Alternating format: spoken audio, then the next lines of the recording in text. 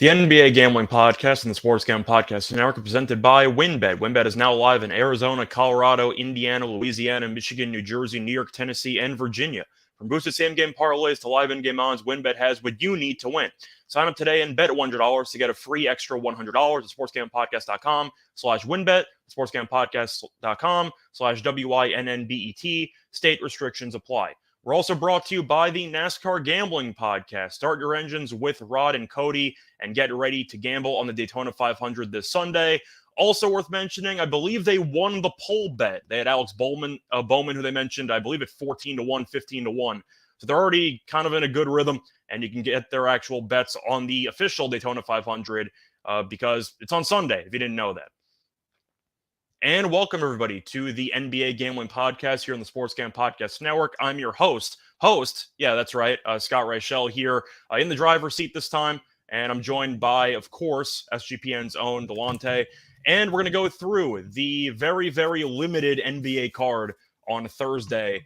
You got 3 games, so I hope they're all quality. I hope that nobody sits out, but who knows. But Delonte, how's it going with you? I know it's a little bit different having me open the show. Hopefully, it doesn't throw everything too far off. Nah, man, it's pretty good. Just kind of this weird stretch during All-Star break where you kind of don't know if teams have already kind of took their break already, or we've seen Josh Richardson get tossed like within 2 minutes of him being in the game against the Lakers. So maybe he was ready to start his All-Star break early. It's kind of just, you got to pick your spots and see who's really motivated and who's not. But it might be more of an in-game wagering type of night. But other than that, man, hopefully we can find some kind of winners here. Yeah, and I know that when we were talking, you just mentioned in-game wagers. That definitely helped cash my lock because I had the Pacers -2.5 or -3. I know the line shifted mid-show. Mhm. And never in doubt, they trailed by 24 in the first half. And then Chicago happened again. And the Pacers came back and they won by 4. Shout out to Chicago or Levine for airballing that 3-pointer and then not fouling with like 4 seconds left. So nice win by Indiana to come from behind. Embarrassing loss by Chicago. But what else is new? I mean, That's just kind of par for the course. Besides that, looking at everything else, you kind of mentioned a second ago that some teams or players might have started their offseason early. I don't think Richardson will be invited to Utah, so I might have to buy some tickets. But I do want to ask you about one of the games that was supposed to be one of the biggest games last night that turned out to be a little bit of a dud. It was that Mavericks and Nuggets game. Yeah. Can you explain to me why Kyrie didn't play? Like, it's the final game before the All-Star break. You're off for a week. Why is Kyrie getting the game off? Yeah, I mean, it's just Kyrie, man. Nothing ever surprised me with him. Honestly, I was on Dallas thinking that he would play, and I think Terrell and I were as well. But yeah, I was reading some stuff earlier in the day that was saying that Aaron Gordon was iffy on playing, so he was more so like 40-60, 40% to play. I mean, to play, and then 60% not to play. So I thought that I got 6, so I thought 6 was a good bargain. I seen that Kyrie was on the injury report, but I mean, I thought it was just whatever. Like, everybody's on the injury report nowadays, so I didn't look too much into it. He's played 2 games with the team. Like, it wasn't a back-to-back either. I just thought that was a bit bizarre. I didn't even see anything. What happened to his shoulder? Was it his shoulder? I don't know. He got injured when, I guess, he turned over the ball in the final 3 seconds against Minnesota the other night. But no, actually, I don't know. I mean, he had 26 points in the fourth quarter of the last quarter he played in. And now he's too injured to play before the All-Star break. It's not really a roast of Kyrie, because I'm sure a lot of it's just dictated by the actual medical staff of the team. But load management's just a problem. And I don't know how you really have anybody sitting the game before the All-Star break. Like, Derek White has a hole in his eardrum. He's bleeding from his teeth. And he's just like, yeah, I got one more game before the All-Star break. It's like, really? That was crazy. I respect it. But that's the point. It's just like some players, I guess, are fine with having that chip on their shoulder and playing through some pain or discomfort. And then you have others who just decided beforehand, I don't feel like playing tonight. And I guess Kyrie or the medical staff thought that it wasn't worth it, and they decided not to. I think it's stupid. I don't really know why you would. I mean, you're 31-29 now. It's not like you're in a high seed in the West. Right. But either way, Denver won that game. Dallas put up an effort in the fourth quarter, but the game was kind of lopsided. I thought they were going to get there. But yeah, it looked close for a bit, but then Jokic basically just went nuts assist-wise in the second half, and he finished with a triple-double. only attempted 9 shots because it's Jokic. Why not? Yeah. Jr. was good at 5 threes, and you had Green off the bench who had 24. So shout out to Jeff Green. Old head still getting it done there with 24 points off the bench. Any other takeaways you have? Because I know that as a Knicks fan, you had a pretty good game last night as you absolutely destroyed the Hawks. No. I'm not. That's real. That's a Knicks fan. I'm a Lakers fan. Oh, sorry. I thought that you were also rooting for the Knicks. No. But you defended RJ Barrett, so I thought that you were, Yeah. No, well, I do root for the Knicks when I'm betting on them. But I knew that Terrell was a Knicks fan. Come on, man. You got to give him more credit than that. I just know that you've defended RJ before, and I thought only true Knicks fans would defend RJ. Nah, man, nah. I just, I'm a little bit of a RJ. Now, some of that has detracted since then, but yeah, I thought the Knicks looked good last night, man. I mean, Brunson is paying off. I know me and Terrell talked about it on the last show about how some people had it all wrong and thinking. I mean, how confident are we in the Knicks organization? So, I mean, people had the right to question them, but well, Jalen Brunson was so good, and the Knicks were so high on him that they tampered in order to get him. So just keep that in mind, I mean, it was just a foregone conclusion once his name was in the free agency. His dad's there. Like, I mean, it's not rocket science to figure out what happened, but nothing else really caught my eye except for I seen somebody in the chat was talking about Houston. I mean, they're just, I don't know what they're doing. And I seen Silas saying something about Jabari, like he's not trying hard or something, but then because he's the reason why you lost by 37 points. Right, and he was saying like how he doesn't draw anything up for Jabari. He was basically like slandering Jabari, and then he goes, but he still got a young and bright future. I'm like, what the hell? Like, they got to get him out of there. I don't think Silas is a good coach. I've said this for years. He hasn't. Yeah, they did it for his dad. It's pretty difficult to peak as a head coach in your first 5 games with the franchise. If you remember when John Wall and the Rockets started off 2 years ago decently, and everyone's like, does Utah, this Houston team, are they not terrible? And then they lost immediately 17 of their next 18 games, and they completely punted it. But that team's horrible. I'm especially salty about the result last night in that Rockets game because a couple of weeks ago, I live bet the Thunder on the money line against the Rockets, and they lost. And they've played 2 times since then, and the Thunder have won by 37-plus points in each of the 2 meetings. So I'm especially annoyed at how that played itself out. But Houston is an AAU team. That's basically what they are. Pretty much. They don't play any defense. Offensively, they really don't have much. It's a bad sign when you're missing Kevin Porter Jr. And he's got talent, but he doesn't guard anybody either.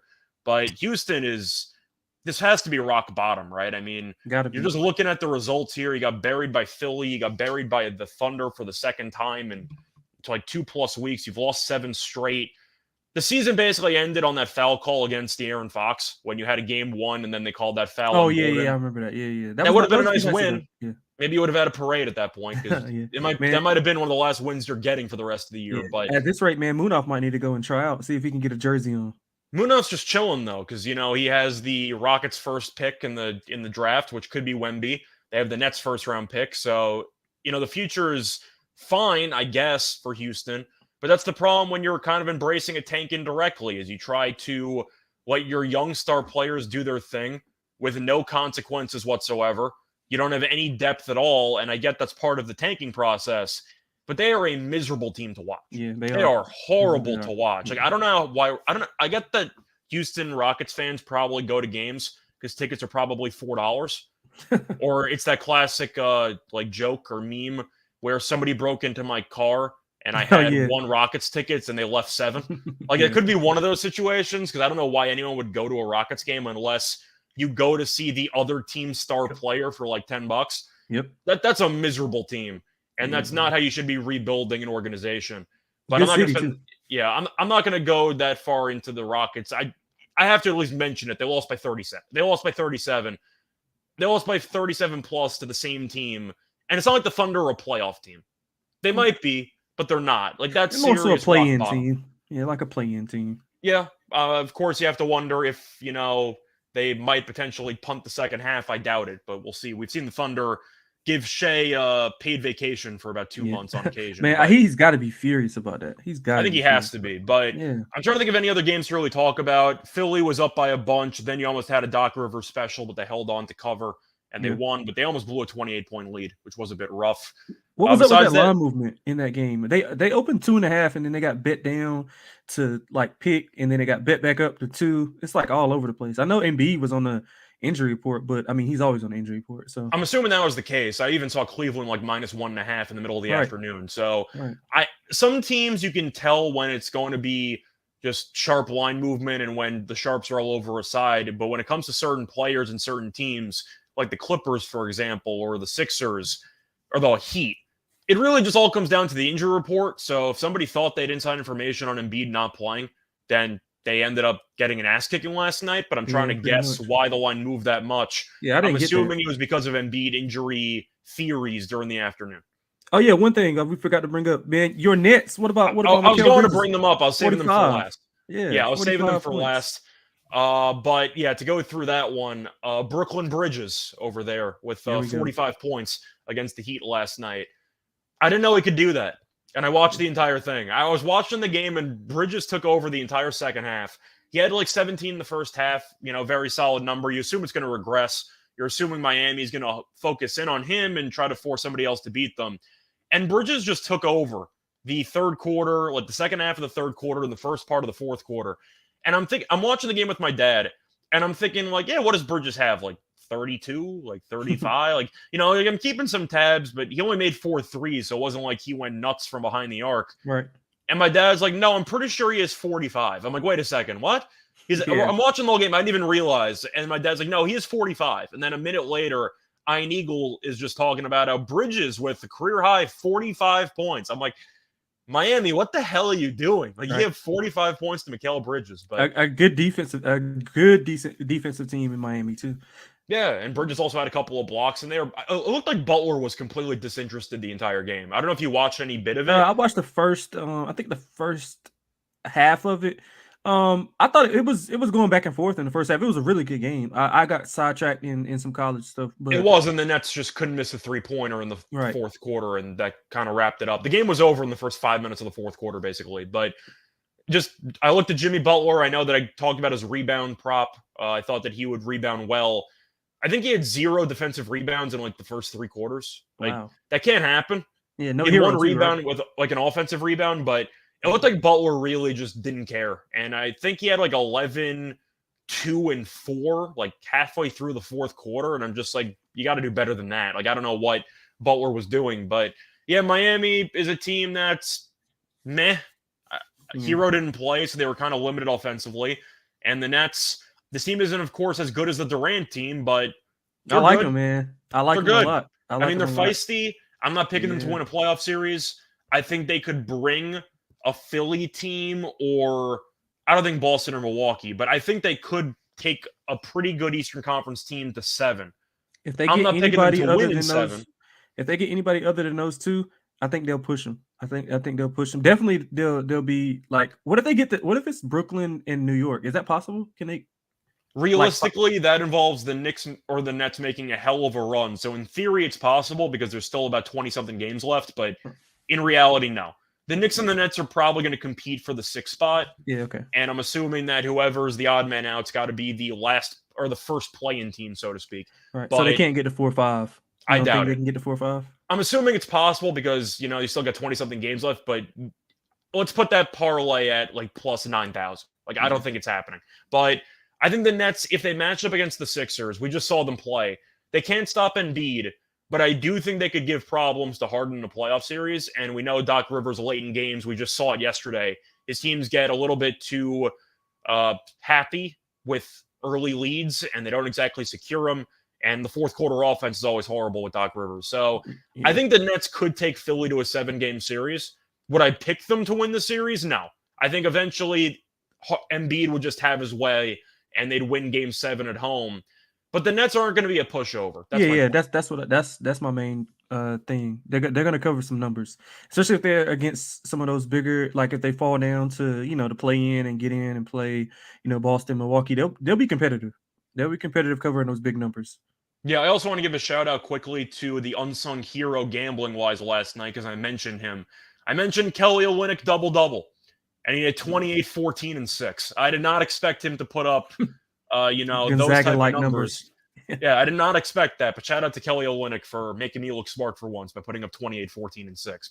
And Utah for covering again as an underdog. So thanks for that. But anyway, I think you're ready to move on to the card, or you want to cover anything for All-Star Week or whatever, because this is the last episode, I believe, until All-Star Weekend, and unless we're doing an All-Star Weekend special. I know last week or last year we did it. I think we might. I'm still really annoyed that Shaedon Sharpe's not in the dunk contest, but that's really the main thing I'm annoyed at. Right. What happened with him though? I didn't even read. I seen it, but I didn't read about like why he wasn't.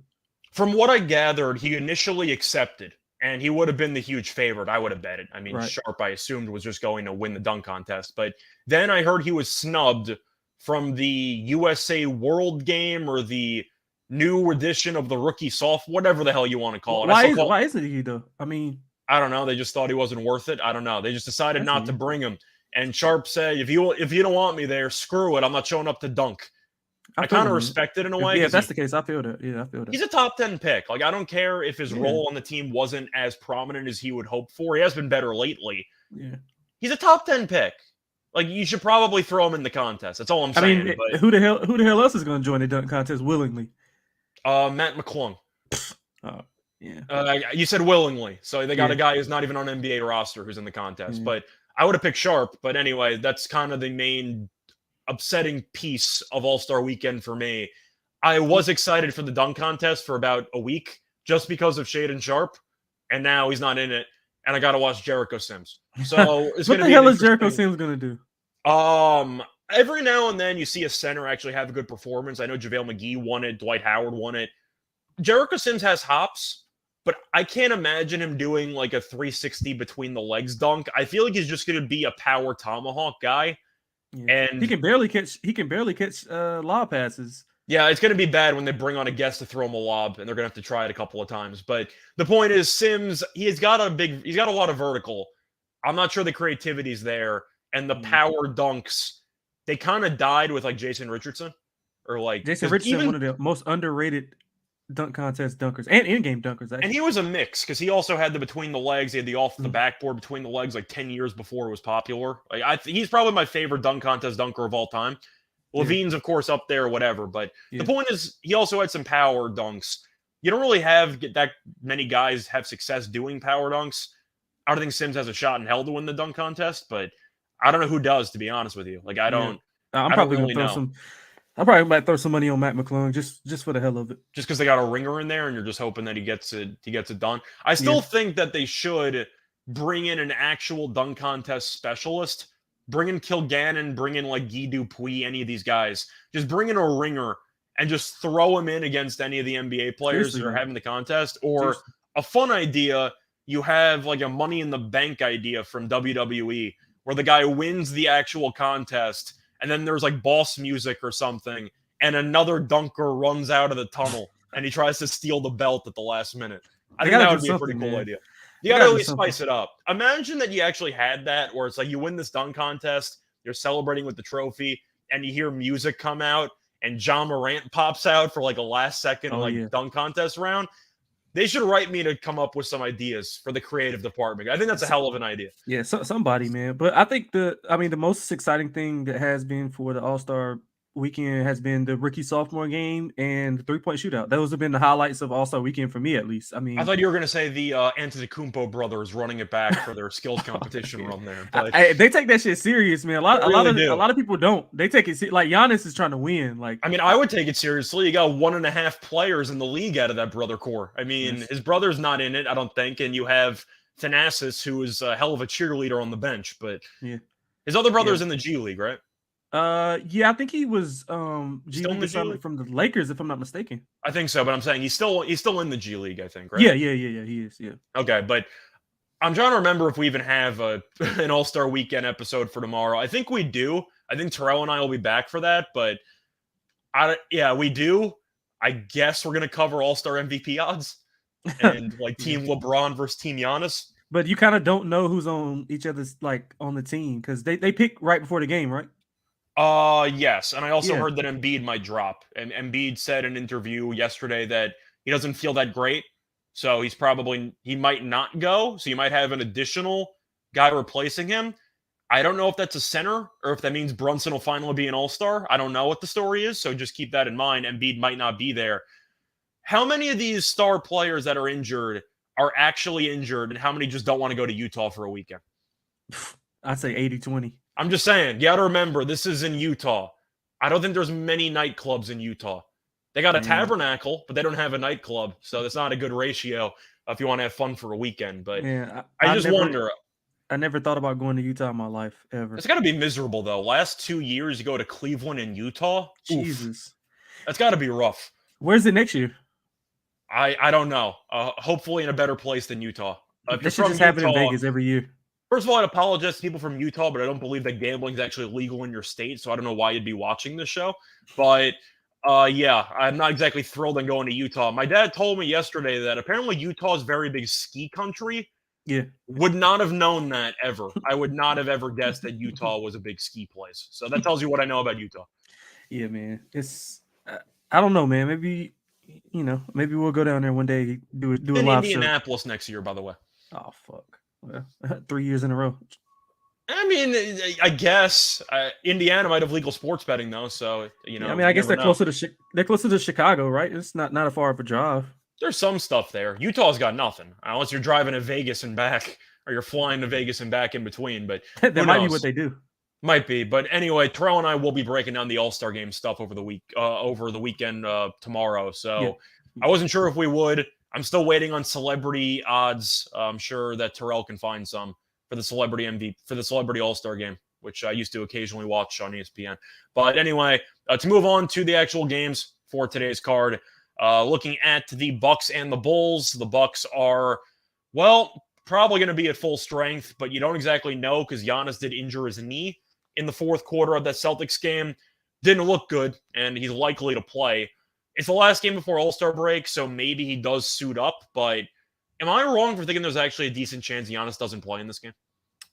Yeah, I could see that. I mean, then again, it is Giannis, and he just defies all odds of players actually wanting to play and playing hard. So I wouldn't doubt it. It just depends on how motivated he is. I mean, they didn't play well against Boston, so I'm assuming that they want to come out and end the All-Star weekend on a high note. I mean, granted they've won 11 straight, but I think they would want to come out and prove a point to a Bulls team who I think they just gave up almost 80 points in the second half to the Pacers. I know you covered that earlier. Bulls are also 2-0 against the Bucks this season. They've actually given Milwaukee problems. Yeah, they've won and covered the last 3. Actually, yes. I mean, if you want to go back to the playoff series last year, they did win a game, and the Bucks killed them in 5. It was a gentleman's sweep. But this year, Chicago's giving them problems, but they are on a back-to-back. DeRozan might be back in the lineup. I see him listed as questionable, leaning towards likely to play. So we'll see what happens there. It is a thigh injury, so I don't know how effective he's going to be. But you have Crowder, who's still not playing. You have Portis, who's still out. Connaughton's out. But I feel like it comes down to Giannis. My question for you is Chicago on a back-to-back. They have completely fallen apart. They've lost 5 straight, including that massive choke job against Indiana last night. Now they're traveling from Indiana to Chicago. Not a long travel, but still it's a back-to-back. Yeah. Where are you going with this one? Because 8 points seems like a lot for Milwaukee against a team they're 0-2 against, but Chicago's been a disaster. Yeah, I mean, I was leaning to Milwaukee simply because I think they were trying to prove. I think they're going to try to prove a point and end the season on a higher note than what they did in that performance against Boston and I guess that G League team. Well, I don't want to disrespect Boston, call it a G League team, but they're B- team, I would say. I called it a C- team, so yeah, yeah, okay. On the same page here. There we go, C-. Yeah, so that's a little bit better, but yeah, I'm leaning to Milwaukee. I haven't played it yet. I mean, the Bulls 5-game losing streak in that span, 0-5 ATS. They do play better as a dog. 16-12 at home ATS and 19-14 as a dog. And we mentioned they won and covered the last 3 matchups. The thing that bothers me is the Bulls are trash offensively. In the last 10 games, 29th in offensive rating. And I mean, overall, they're 24th in offensive rating, but they do play good defense. So I'm not sure how effective they can be in stopping Giannis if he's at full strength, because I mean, he had 45, 22, and 7 in the last matchup. They're horrible. 45, 22, and 7 is so absurd. They're horrible at defending the rim. What are they supposed to do? They got Valanciunas and Drummond. They got no hope of stopping Giannis. I mean, yeah. So I mean, I just don't trust the Bulls offense to score enough to be able to cover the number. So I'm leaning Milwaukee. It's not nothing. It's not anything that I'm excited to play. But if I get some more news on Giannis and that he's gonna be like a full go, I'll probably lay a half unit on Milwaukee to cover. I mean, Milwaukee's defense is elite. They have been struggling offensively as well. 22nd in offensive rating. They dominate the glass. They're first in defensive rating in the last 10 games. Allowed under 110 points in 3 of the last 5. So, like I said, man, it doesn't bode well spot wise and matchup wise for the Bulls. So I'm leaning to Milwaukee, but I like the total a little bit better. So I know we'll talk about that in a second. Yeah, I'm trying to look at player props I might be tempted by. Giannis, you can make an argument for any player prop because he's Giannis and Chicago has never been able to stop him. If you want to pivot and you're a little bit scared about Giannis being below 100%, you maybe could pivot to something Drew Holiday related because Holiday had a 40-piece last game against Boston. You can take the points, maybe the threes. If you want to go for assists for Holiday, it's at 6.5. To look at his last couple games against Chicago, 6, 6, 7, 9, and 11. So he has had some pretty good assist numbers, but it seems like 6.5 is really where it should be. Mm-hmm. Maybe you can go for a double-double on Drew if you think that he might just be more of a facilitator in this game. I want to ask you about the potential home run prop here because it's a big price. With Giannis being below 100% and maybe being a bit more passive because he won't be able to have as much explosiveness going to the rim as he usually does, I see 10-1 on Giannis triple-double. Do you think he pivots a little bit and maybe passes more if he's not able to get downhill as easily? Well, that's one of the things that I like about this game is, I mean, Giannis, I don't know if you know, he averages more assists than Drew Holiday. And over the last 5 games, he's averaged 8 assists per game. So, like, I think that and the rebounds are free. So yeah, pretty much. Like, they're top 5 in defensive and offensive rebound percentage. So, I'm not worried about the rebound. He can get 10 points. He can get 10 points in his sleep. So, yeah, I kind of like that. I'm actually on his points, rebounds, and assists. So I guess, I guess conversely, I have to be somewhat interested in the triple double number. But yeah, I do think that he does pivot a lot to passing and spotting up guys. So I like that a lot. What's the price on that? So Giannis triple doubles 10-1. You can get his assist number at 5.5 at roughly -140. They raised his assist number. It used to be 4.5, 5. I was betting it like every game. Yeah, but I'm looking at the last couple games against Chicago. Last 3 games, 7 assists, 7 assists, 7 assists. And one of those games had 24 minutes in it. So Giannis has not had a triple-double against Chicago in each of the last 7 meetings, but he also has had some minute restriction games where he was close because they were up by so much. He had a 29, 12, and 8 game in 28 minutes in 2021. He had an 18, 9, and 7 game against them in April of 2022, but he only played 24 minutes. So he hasn't had a triple-double in a while against Chicago, but if he plays a decent amount of minutes, I think that there is a decent game script there. He was close against Portland a couple games ago, and then he got into foul trouble and he only played 24 minutes. But I think Giannis triple-double maybe is worth a look if you want to go for a long shot parlay. Yeah, I don't hate that at all. I'm on his points, rebounds, and assists already, but I'll definitely throw a little something on that as well. Okay, and for the side, you said you're leaning to Milwaukee. I'm leaning to Milwaukee. It's around 230, give or take, to track the line movement on the total in this game. There has been money towards the under. It opened up at 230.5. Now it's at 229.5 in most spots. I do see 230 at WinBet. Just to ask, I'm going to lean to the under. It is a national TV game, though, and my over trend's been very good ever since I mentioned it. Even last night on the ESPN games, I believe the games went over. Or at least one of them did. What's your thoughts on the total in this one? Yeah, I like the total under a lot. Milwaukee's allowed under 110 points in 3 of the last 5 games, and in those 5 games, 3 have went under. I mentioned the Bulls playing horrible offensively, but defensively, they've been pretty good, allowing 106.8 points per game in the last 5 games. So pretty good defensively. They still rank top 3 in offensive rating in the last 10 games, and what they do is with DeRozan, if DeRozan's back in, then I kind of like it a lot more, being that he'll be able to at least put a body on Drew Holiday and help out with him. So I like it a little bit more with DeRozan in. With him out, it's going to be kind of tough for them to guard Holiday in the post with Kobe White and what's the other guard they have? Not Caruso, but the other one. Sunwoo? Who? You're going to Sunwoo? Sumu. Yeah, the Sumu. Yeah, the Sumu. So yeah, I like the under a lot. Both teams play extremely good defense, and even the Bulls, man, they failed to score 103 of the last 5 games. They only scored above 110 once in that span.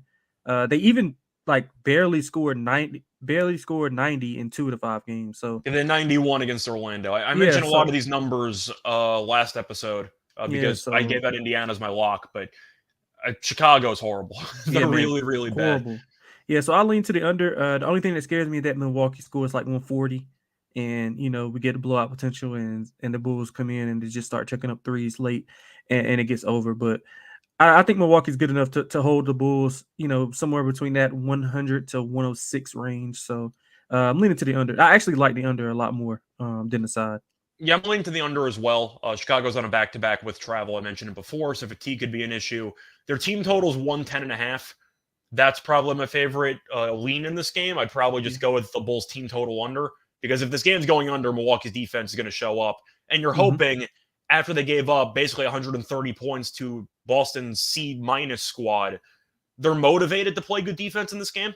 So there might be a little bit of a chip on their shoulder to beat a team that they've lost to twice this season, and they just had one of their worst defensive games of the season based on their opponent.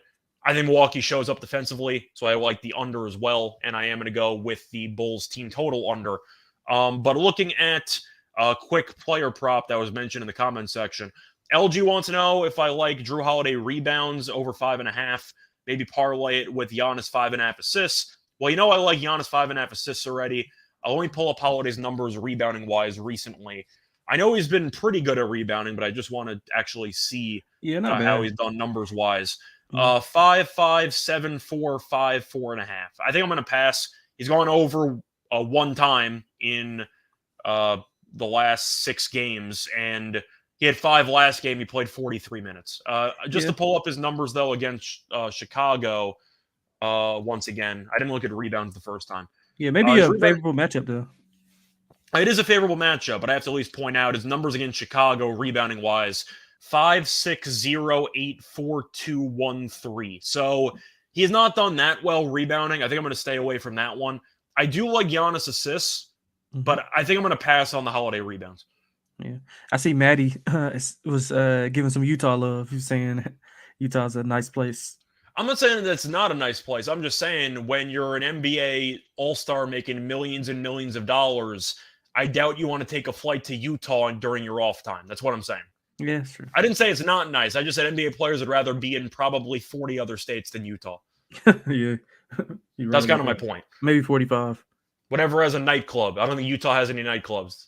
So, that's kind of my point. But anyway, moving on to, do you have anything else you want to talk about for this game, or you want to just move on? No, we pretty much hit it. I like Giannis points, rebounds, and assists. It's over the number. The last number I checked was 46.5. I think the points scare me off, though, because I do wonder if he's not going to be able to get as much explosiveness on his drives because of the injury.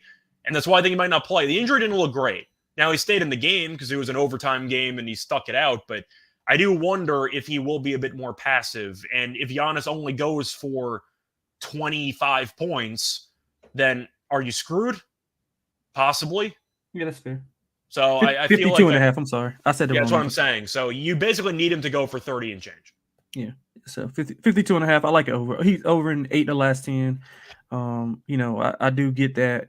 He might take a backseat to some scoring stuff. But all in all, still Giannis. He could go out and have 20 and 20 in the first half against the Bulls. But yeah, that's one play that I like a lot as far as player prop wise. Otherwise, the Bulls, I was looking at some Bulls stuff, but with DeRozan being not ruled in just quite yet, it's hard to see, some of the stuff on them. But if DeRozan's ruled in, I like LaVine under. Yeah, that's fair. LaVine had a solid game last night. They lost anyway. Yep. But anyway, moving on to shout out to Kobe White, by the way, who almost killed me by having like 25 points. Yeah, he was phenomenal last night. He North Carolina legend Kobe White, man. I let's just say I liked players more at Carolina than Kobe White. He was a bit indecisive at times, and he forced a lot of stuff. But he's got talent, can't deny it. But he looked really good last night. But anyway, moving into the middle game that nobody cares about, It's the Wizards game against the Timberwolves. You're looking at the actual spread and total in this game. And not a surprise that you have a somewhat close spread with Minnesota being favored at home. Minnesota's laying 3. Over-under is 234.5, and the money line price is roughly Minnesota minus 145, minus 150, and Washington's around plus 130, give or take. This is the second meeting this season. The first meeting had a ton of points and no defense whatsoever, as the first meeting, I believe, landed in the 270s. Let me just pull this up quickly. It landed 269. I'm going to ask you, Washington's been pretty good lately.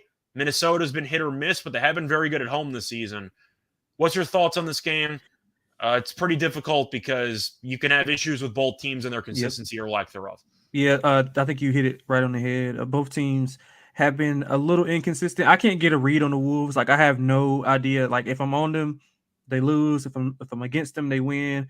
So I just mostly have been staying away from their games. But spot wise here, I kind of like the Wizards. They've been playing a lot better as of late. 6-4 ATS the last 10. And on the road, they are pretty good. 16, 14-1 ATS on the road. They've actually won and covered in 5 straight meetings. This is like dating back to 2021. Offensively, they've been great as of late. 4th in offensive rating in the last 10 games. They finish at the rim. The Wolves are maybe going to be without Gobert and Kyle Anderson. I think they're still questionable right now, but I'm still a member of the Anderson fan club. Big fan of him. I think he's a good player. Yeah. Oh, me too. I love Kyle Anderson. And I'll be on his assist if he is Rudy. But yeah, I don't think it's a good spot for the Wolves. I mean, they're returning home from a 4-game road trip. I usually fade teams off of road trips unless they have like a favorable matchup. But like you said, the Wolves have been playing well also. 6-4 ATS the last 10. They've been giving up a ton of points, 5 straight overs. They still turn the ball over a lot, 28th in turnover percentage. They can't rebound, even with Gobert in the mix. I think Washington can get it done here, man. I like some of the things Washington has done. They've scored 125 plus in 3 straight games. They're, like I said, they're first in rim percentage offense, so they're going to finish at the rim. They defend the 3 well. I think Washington gets it done here on the road. Yeah, I think I'm going to agree with you. Washington has won 9 of their last 13 games. The chemistry's been good with Beal and with Porzingis, and you did not mention it, but as I'm sure most of you know, Kuzma did come back last game, and he played very, very well. So that definitely is a nice little sneaky 3-headed monster, kind of. I mean, I'm being generous with the term, but it's still a nice trio. In the first meeting, you had Gobert and Towns both active, and Porzingis still had 41 points. That's not a good sign for Minnesota's defense. At all. Kuzma had 23, 8 and 9, and Beal had 22. I think I'm just with you. My favorite play is the over in this game, just based on the lack of defense from both sides. Yep. The over's actually been bet down. It opened up at 235.5. Now it's at 234.5. But the first meeting went to 269, and Minnesota has had a lot of high-scoring games lately. Even Washington, they had that 260-plus point game against Golden State, and they were good against Portland defensively, but offensively they still scored 120-plus. But Minnesota defensively, last couple of games, 121 to Dallas, 128 to Memphis, 118 to Utah, but they scored 143, and they give up 146 to Denver. So see how Jekyll and Hyde it is? They score 140, they give up 140. So I can't figure them out. Yeah, but the point is that there's a lot of points in their game. Absolutely. So I'll look at the over, probably looking at Edwards' points, because I don't know who the hell in Washington can stop him. Kuzma assists, I see franchise mentioning at around 3.5. I like that because he did very, very well with the assists in the first meeting. He had 9, and I believe he did well in the assists in his first game back from injury. Yeah, I'm trying to remember how many he had. Did he have 8 in that game? I think he had like 7 or 8. Actually, no, I take it back. Assist-wise, he was not good. He was very good rebounding-wise. He only had 2 assists in the game against Portland. 9 rebounds, though. But that was the first game back? That was his first game back? Yeah, it was his first game back. Okay. I don't know why. I thought he had more assists, but he did not. But the games before injury, he had 5, 6, 3, 5. I don't mind that price point, especially if I'm expecting Washington to score 125 points. I think there's a lot of assists to be had. I think Kuzma's got a good game in him, either 3 points, or you can go with maybe 3-pointers. Maybe you can just go with a PRA. I don't mind that either. Maybe just PR. I just think Kuzma's going to have a good game on the glass, and I think he'll do well scoring the ball. But I do think you'll end up seeing Kuzma play well. I see a lot of points in this game, though, so I like the over. And if I'm taking an over and D'Angelo Russell's not on the team anymore, I'm expecting Anthony Edwards to shoot the ball probably like 20-something times. Yeah, absolutely. I'm with you on the over. Both offenses, playing well. Added to Washington's offense playing well, scoring 125 plus in 3 games. The Wolves, you mentioned, they scored 120 plus in 3 of the last 5 games, including that 140-point game against who was it against again? Utah. They scored 140. Yeah, against Utah. So I think both teams get up and down. One thing I do like more than anything in this game is the first quarter over. Wizards, one of the best first quarter team, actually the best first quarter team in the NBA, 41-16 to the over in the first quarter. 9 of the last 11 have went over, and 6 of the last 10 for the Wolves have went over in the first quarter. So I expect a lot of points, a 35, 40-point quarter for either side in this game. So I love the first quarter over. Let me get that number. I think it's 57.5, if I'm not mistaken. I thought it would be higher than that because you have I'm assuming it's like 59 or 60 if I had to guess. Actually, it got bet down. I bet 57.5 last night. It's at 57 right now. Really? Okay. Yep. I thought it was going to be higher than that. Yeah, it should be. But to look at the numbers, you mentioned the trends for the over-under, but Minnesota is scoring the 4th most points per game in the first quarter. Washington scoring the 5th most. So they're 2 top 5 first quarter offenses. I like that play as well. I think that's a very good find. I'm definitely going to add that to my card. Anything else you want to add for this game? Are you pivoting to Naz Reid if Gobert's out? Yes, absolutely. And I like some Jaden McDaniels also.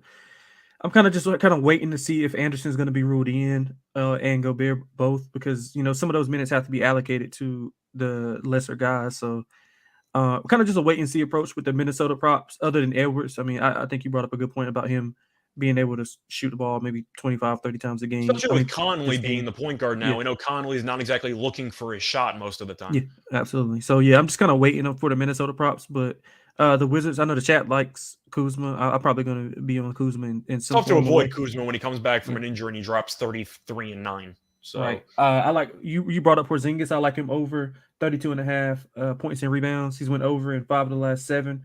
Good matchup for him here, especially without Gobert. I mean, even with him, you said the numbers with him and Towns both, so he'll be able to stretch the defense and hit some threes. So I love Porzingis in this matchup.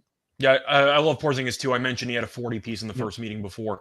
But looking at Jake's question, Edwards has been called from 3. Yes, he has. You like his 28.5 points more than the threes? I actually do.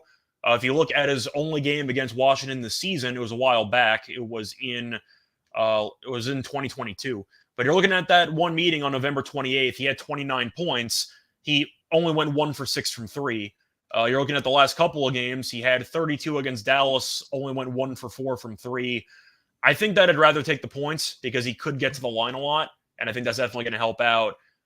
I'm assuming both go over because I think Edwards might be a pretty sneaky candidate for 35. If you want to maybe look at it like an alt line, or I think he's going to go for 30 at least in this game because we like the over. Yeah, what do you think? Do you think he's got a shot for 40 in this game? I mean, I think he does. I mean, because it's the last game before the All-Star weekend. I mean, they're returning. There's a bunch of volume to be had with Russell not being on the team anymore. Right, and like you said, Mike Conley is more in a deferring role, so he's going to try to set him up to get him as many looks as possible. They don't have many offensive options on the floor, even at full strength, other than Towns and himself. So I think Edwards should get it done a lot tonight. I mean, the Wizards, if I'm not mistaken, they've been susceptible to give up a lot of points to small forwards and shooting guards. I don't know if you want to kind of put Anthony Edwards in the small forward, but he's more of a shooting guard. But either way, the 2 and 3 position, I think the Wizards struggle with because they don't have a lot of defenders. I mean, Bradley Beal, I mean, I guess he tries if you want to. I don't even know if he does try, but he has been better this year than in past years. Yeah, so I mean, I don't hate it. I mean, I might play him 35 plus just to be on the safe side. Yeah, I just think that he could be in line for a big game because so right in between that 30 and 40 mark, I'll play him 35 plus. Yeah, and Daniel's mentioning how Minnesota's terrible against the point guard and the power forward position. Doesn't surprise me. Beal, I don't know if he counts as a point guard per se, but he's going to have the ball in his hands a decent amount. So I think if you want to go for a Washington player, maybe Beal and Porzingis both have 30. It wouldn't totally shock me. Yeah, I think Beal's points is at like 22.5. I thought it was kind of short, but You look at his then I look, numbers, he actually has been kind of around that number for most of the season, but yeah, I because like he'll the have over in this game. 30, then he'll have 19, then he'll have 30, then he'll have 16. So it's kind of like up in the air. I mean, he's still getting back from that injury. I mean, he's been injured like for the past 2.5 years. So And Kuzma's back, so there's a right, little bit less volume, but the last couple of games for Beal, he had 19, 33, 32, 17, 34. right. See, so So he he's has had going like, he's had 3 30-point games in the last 5. yeah. So I don't hate it. If we think it's going to be a lot of points, I mean, we both do. Then I mean, it might be multiple 25 plus scores in this game. I mean, because yeah. I'm looking at a more like 126, 130 for both sides. Like either side could score 125 to 130. Yeah, I think also if you want to look at some alternative numbers here, Porzingis 25 plus is plus 110. Beal 25 plus is plus 120. If you want to go for 30, Beal is 3-1, Porzingis is 320. I don't hate that.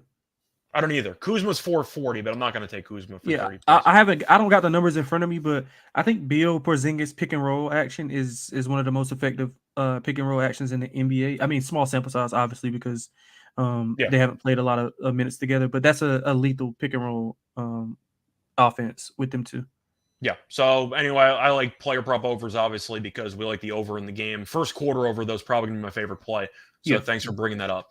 Yeah. But looking at the last game, you have a game which should be fun, not as chippy because Beverly's not on the Clippers anymore, but it's still going to be the Clippers against the Suns. You're looking at the Suns being a slight favorite here at home. Very close though, so you're expecting a bit of a war here. Suns are -1. Money line's basically a pick 'em, and the over/under is 223. Looking at the injury report, which you always have to do with Clipper games, I believe everyone should be playing in this game, besides Durant, obviously. But you end up having the Clippers with basically a full team, except for probably my pick for Sixth Man of the Year. You have Norman Powell, who's officially out for this game. He was very good in his last couple games, so expect to see more Bones Highland or more Terrence Mann potentially, or maybe more Morris. I mean, they're going to have to try to figure out a way to replace his minutes, which is difficult to do because Powell's very good. Maybe Batum gets more minutes. I don't know. But the point is you have Powell's out, so their bench should be a bit worse. But Phoenix has everyone except for Durant, Payne, and Shamet. Phoenix has been surging a bit lately. Chris Paul turned back the clock last game, had 19 assists. Clippers have been playing better lately, though. They've had a hard time of closing out games in the fourth quarter, so that is a bit of a concern. I'll ask you here, Suns have won the first 2 meetings by 16-plus points. The Clippers have scored exactly 95 points in each of the first 2 meetings this season. You have any thoughts on this game? Man, I love Phoenix here. I think every time I'm on the show, Phoenix is like one of my best picks. I like how they're playing. I loved how they were playing before they got Durant. Even with Booker out, I seen them trending up, and then they got Booker back a little earlier than expected. So some of those guys can go back to their lesser roles. And I think that time that Booker was out, that it kind of gave those younger guys confidence because they're going to have to play big in the playoffs because mostly Wainwright and Craig have gotten a big run lately. Yeah, they have a short bench, and even Landale to a certain extent has been playing extremely well in that backup role for Sarge. So I like the Suns here. 6-4 ATS last 10. They are 17-12 ATS at home. They're on fire from both ends of the court. Under 110 points allowed in 3 of the last 5 games. The offense has picked up with Booker being back. Obviously, is what you would expect from a prolific scorer like Booker.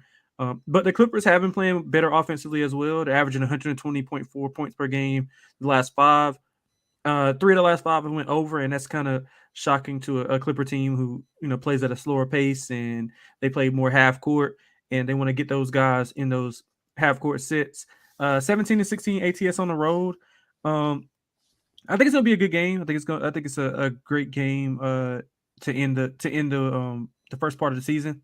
I won't say half because it's like 2/3, but I still don't get the All-Star break. How we're already 60 games. The Clippers have already played 60 games. Like I don't know why we have a break here, but whatever, doesn't matter. Right. So, but yeah, I mean the Suns, like from an eye test and metrics standpoint, they're trending up. I mean they're gonna be a bet on team for me going forward, especially with Booker and KD healthy. I mean obviously I'm not splitting the atom, but Clippers 7th in defensive rebounding, Phoenix 6th in offensive rebounding. So both teams have some kind of advantage on either offensive end. So it'll be interesting to see who wins that battle. ultimately, I think that the Suns at home in a pretty good spot. I think they get a big win here. I also want to maybe look at the Suns early also because the Clippers tend to start a tad bit slower. But yeah, I'm gonna be on the Suns, and I'll probably be on the first quarter as well.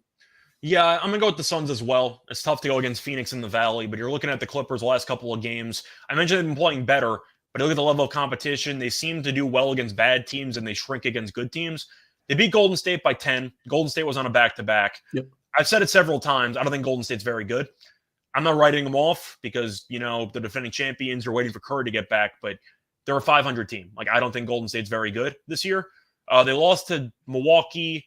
They lost to Dallas. They beat the Nets with nobody besides Cam Thomas, and that game was still a war. Cam Thomas had 40 and change. That game was very close, though. And they beat the Knicks in overtime because they choked away a massive lead, and Batum saved their asses with a buzzer beater three-pointer to send it to overtime. So the Clippers have been fine. I don't think they've been great. I'm not going to overreact to them beating the Warriors when they were on a back-to-back and Curry's not playing. Phoenix is just a good team. Like they've woken up. They really took care of Sacramento easily. Ayton had a big game. I mentioned Chris Paul having a bunch of assists.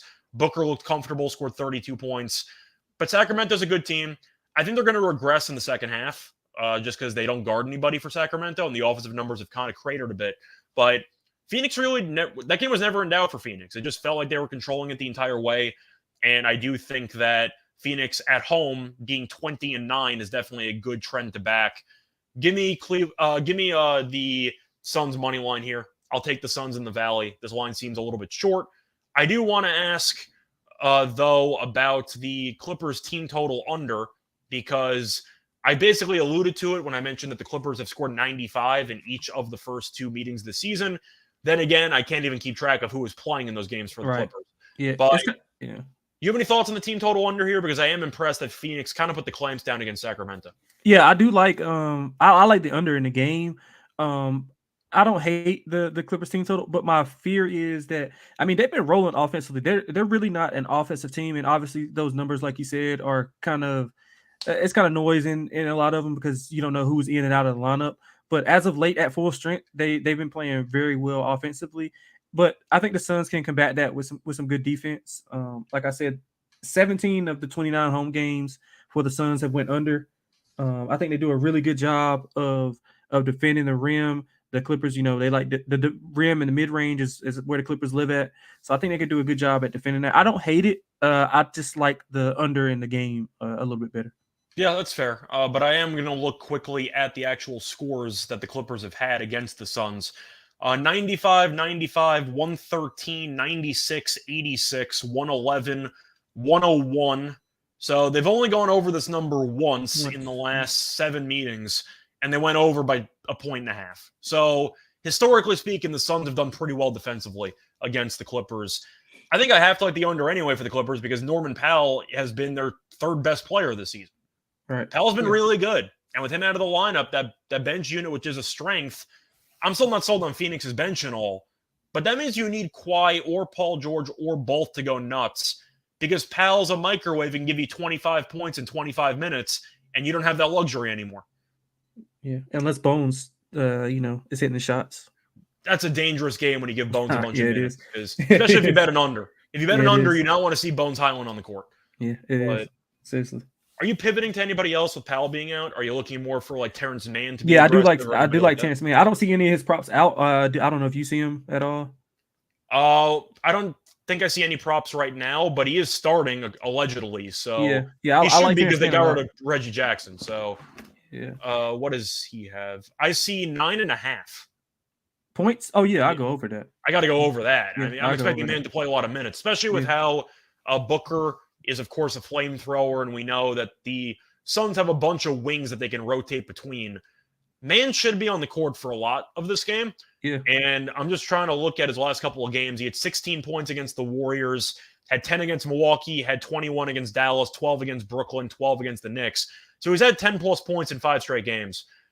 I think it's a good spot for Mann. 9.5 seems very low for a guy that should probably play north of 27 minutes. Yeah, maybe they have it baked in where they're probably going to put Terrence Mann on Booker and let Kawhi and Paul George kind of, rest off for the offensive end. So, I mean, I can kind of see the logic in the number, but I still think it's a little bit too low, though. Yeah, that number that should be like, in my opinion, 11.5 or so. I want to quickly pull up his numbers against Phoenix, though. Maybe historically he hasn't done much. Then again, it might be misleading because he He might doesn't play a just lot have of not minutes. played many minutes. Yeah. But to look at, I got playoff numbers. Playoff numbers against the Suns: 9, 8, 12, 12, 4, and 5. Okay. Not bad. Unfortunately, I don't have regular season numbers. Let me just pull this up if I could find it. He's played 9 games against the Suns in the regular season. He had 22 points last meeting. He had 22 and 11. He has 22, 9, and 10 in his last 3 games. The one with 9 in it, though, he only played 9 minutes. And he had 9 points. So I think Terrence Mann's got to be the move here. I think 9.5 is way too low. Terrence is going to be the man. Yeah. But anything else you want to add here? I feel like we kind of see eye to eye here. Do you want to make a case for Chris Paul double-double? Do you want to make a case for assists, Booker threes, maybe an Ayton game? What are you looking at? I like Ayton a lot, man. Ayton has been, I think that he's been the key to the success going like when they started trending up. I think he's been the key to that. He gets a little bit of a bad rap. I mean, of course, him in the front office and the head coach don't see eye to eye. And him and Chris Paul sometimes getting like shouting matches on the sideline whenever they cut to the sideline real quick before the commercial. I just see Chris Paul like cursing Ayton out, like looking up to him, cursing him out like a dwarf to a giant. But Ayton points and rebounds over 32.5. He's went over the last 4 or 5, and I mentioned he's been more involved in the offense. He's averaging, 15 or more shots. Or he's put up 15 or more shots in 4 of the last 5 games. I mean, and it's no coincidence they've been trending up when he gets those touches. He's at a double-double. He's at 5 double-doubles in the last 6 games. The Clippers don't defend the rim well, so he should, clean up on the glass. I see David is with me on that. So, yeah, man, I like Ayton here. I don't hate the Chris Paul stuff. It's kind of like you kind of got to pick your spots at Chris Paul. This might be against his former teams might be a decent spot, but not sure on Chris Paul. But I do love DeAndre Ayton tonight. Maybe Devin Booker threes also. I don't know if you watched a lot of Suns since he's been back, but he's kind of like timid going to the rim, so he's more so outside shooting threes and mid range jumpers. It's also it's not all ISO stuff. He's also kind of coming around screens every now and then to get absolutely. So and that's how a lot of points are getting scored by Ayton. I mean, he's diving to the rim. He is soft. I mean, but Ayton is a soft player, but you have to acknowledge he's still productive most of the time. He's a finesse big man most of the time. Yeah, I mean, sometimes, and I think that's where a lot of people are frustrated with him. To a certain extent, Chris Paul wants him to just rim run like he never bumps the damn ball. Yeah, so I mean, but he's been effective in doing what he does. I think he gets a little bit of a bad rap, but I mean, I like. He's still a good player. You just want. I mean, he's 19 and 10 in the NBA. Yeah. I mean, he's still a good player. You just want him to realize that he's like 250 pounds and he can dunk on people when he wants. He just chooses not to. But either way, 8 in All-Star snub game. I'm not going to go that. I'm not going to go that far. But still, I think Ayton might be in line for a good game, but we'll see. Anything else you want to add here, or should we just wrap it up with lock and dog? Yeah, I know we mentioned the Suns first quarter, 32-27 ATS in the first quarter. Yep, and against a rival at home, I definitely don't mind that angle. I am going to look for, by the way, that man PRA, which was mentioned by Jake. He said 16.5.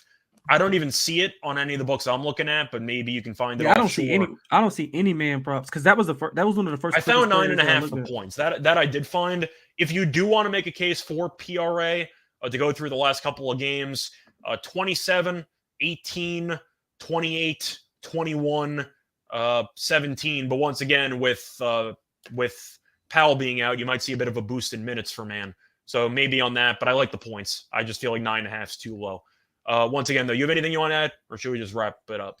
I think we pretty much hit it on. I think we probably got the same lock and dog, unless you're going to pivot to a player prop. I think we're going to have the same lock. The question is what we're going to do from there. But before I get into the lock and dog, I do want to briefly talk about WynnBET.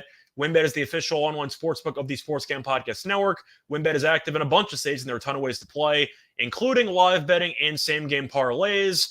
Maybe you see the Bulls up by 20 tonight and you know they're going to choke the lead again. Maybe you want to live bet Milwaukee. Who knows? But you can live bet on WynnBET. They also have the same game parlays from WinBet's Build Your Own Bet. Great promos, odds, and pads are happening right now at WinBet. Ready to play? Sign up today to receive a special offer. Bet $100 and get an additional $100, no questions asked. Limited state availability. And of course, if you hit the biggest long shot parlay of the week, you get a $1,000 free credit. There's so much to choose from, and all you have to do is head over to sportscampodcast.com/winbet. So they always send you the sportscampodcast.com/WINNBET. Offer subject to change. Terms and conditions at winbet.com. Must be 21 or older and present in the state where playthrough WinBet is available. If you or someone you know has a gambling problem, call 1-800-522-4700. All right, so Delonte, I believe this is the first time that we've done the show by ourselves, so I don't know who's supposed to go first. I'm going to let you go first. What is your lock for the show? Yeah, man, I like Phoenix. I think we both went. We literally just went over it. Good spot at home. So we are not going to have the same lock. Okay. Fascinating. Yeah, okay. So yeah, man, good spot for them at home. Against a good opponent. They usually perform well against good teams. Clippers, I think, going to start off a little bit slower than what they want to, and they're not going to be able to climb back in the game against a good team who plays a lot of good defense. So, do you agree that Powell's their third best player? Because it feels that way, right? Yeah, absolutely. Yeah, absolutely. I would probably vote for him to win sixth man if I had to vote. So. Yeah, well, I hope you do have a vote because I got a big ticket on him. So let's hope so. I know you have a big ticket on him. Munaf has a big ticket on Maxey.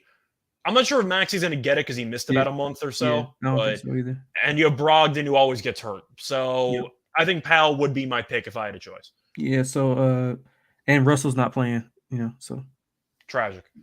But yeah, I like the Suns here, man. A good spot. I think they get it done. Love how they've been playing as of late. I'm a Suns truther, I guess you could say. So give me the Suns laying a short number at home. I think this should go off maybe like 2.5, 3, if I'm not mistaken. So just be on the lookout for that. I think it'll probably move to 2. You also have to wonder if the Clippers decide to send Kawhi or Paul George home early for vacation. So that is always a possibility with the Clippers. But the Suns at home, I don't definitely mind that play because they've been so good in the Valley all year long. And historically, they've been good against the Clippers. So my lock's going to be stealing your play. I'm going to Zuckerberg you.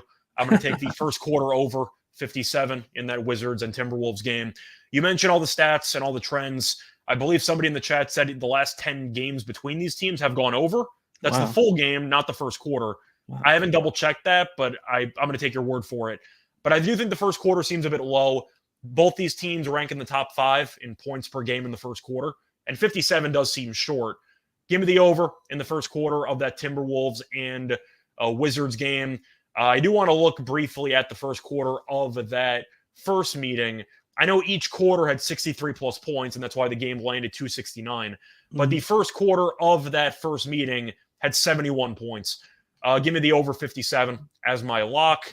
And for my dog, I really, really wanted to take a Terrence Mann prop, but I don't see a plus money play on it. If it was like 10-plus points at even money, I would easily take that as my dog. But unfortunately, I don't think I'm going to see that. So let me just quickly check if I could find anything. Minus 125. Damn it. You can get Terrence Mann, though, at 15-plus points at 4-1 if you want to just go crazy with it. So you could go... Maddie, no. Zuckerberg allegedly stole the idea from the Winklevoss twins. If you didn't know that, watch The Social Network. Good movie. But anyway. Great movie. I've probably seen it like 10 times. Great movie. Yeah, me too. Yeah, it's a great movie. Either way, looking at my dog, now I got to pivot. You know what? I'm going to go with the same game in that Minnesota and a Wizards game. Give me Hingis Pingus 25-plus points. I'm going to take him at, I believe it was plus 120 from what I said before. Yeah. He had 41 in the first meeting. It was mentioned before in the chat that Minnesota has been horrible against the point guards and against the power forwards, which is a problem because you know that Washington's going to run every pick and roll with Porzingis. But looking at the actual recent games for Porzingis, he's been very good. And when healthy, he's a good player, but people forget that because he's always hurt. But to look at the games here, 28, 34, 17, 36, 18, 38, 32. He's been very good. You can make a case for 30-plus if you want to go for an even a bigger plus money play. But I do think Beal could have a big game too. So I'm going to go with Porzingis, 25-plus points at plus 120. It has to be a bargain when you're getting plus money. And he scored a 40-piece in the first meeting this season. Yeah, I'm with you. So give me Porzingis over 24.5 points at plus 120. Yeah, for my dog, I like the Wizards. I'm gonna stay in the same game. I think the Wizards have been playing really well offensively. Defensively, they a little bit under average, but still, I think they'll have enough to withstand some of the Anthony Edwards runs, and especially if Gobert and Kyle Anderson are out. Uh, I think they get it done here. I think they'll cover the number. I think they'll win outright. Good team on the road.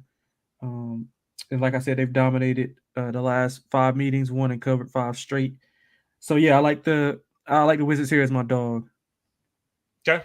So yeah, we got a lot of action on that Timberwolves and Yeah, Wizards game. right, Just right, keep an right, eye on it, which is kind of ironic because it's the only game not on national TV. right. Might be intentional because the national TV game seems like every star player sits. So That's fair. yeah, that's a problem they got to fix. But either way, I'll be back again tomorrow with Terrell to go through some All-Star Weekend stuff. We'll have some odds on the 3-point contest, the slam dunk contest, the All-Star game, of course, All-Star MVP. We'll see what happens. But besides that, though, Delonte, anything you want to say before we officially wrap up? Nah, man. Good luck to everybody. Especially this weekend. I got an article I'm gonna do on All-Star Weekend. Just a few picks from the weekend. Other than that, so be on the lookout for that. Other than that, man, chat was great today. This is probably the livest I've seen them all like past few months I've been on. So shout out to them. By the way, Delonte does a nice job wrapping up, but I'm a bit disappointed. Just a little, some notes for the future. Always include the Twitter handle. Yeah, there we go. Piece of trivia. Where can they find you on Twitter? XXLONTEXX on Twitter. Pretty active up there. Also, in the Discord. Also, so if you want to find me there, you can follow me or DM me, whatever. If you got some bets, some inside information, I'm always available.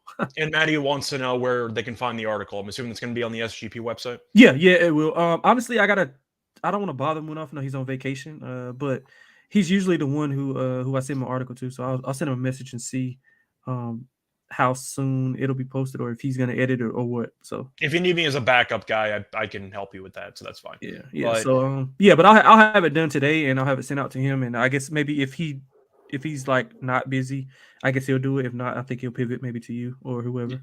Yeah. Well, either way, I don't mind. So you can find me on Twitter, Rice Show Radio. Besides that, I'll be back again tomorrow. Besides that podcast, I'll be doing another tennis podcast or two over the weekend.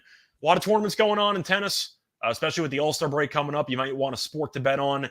XFL starting, I believe, on either Saturday or Sunday. I know that the SGPN squad does have a very solid XFL gambling podcast. So if you didn't realize, SGP has podcasts on everything except cricket, I think, which is probably in the works at some point. But a lot of podcasts. NASCAR I mentioned before, a lot of stuff to gamble on. Also have, of course, the MMA podcast if you want to bet on some UFC fights. But until next time, good luck to all of you and all of your bets. Bye, everyone.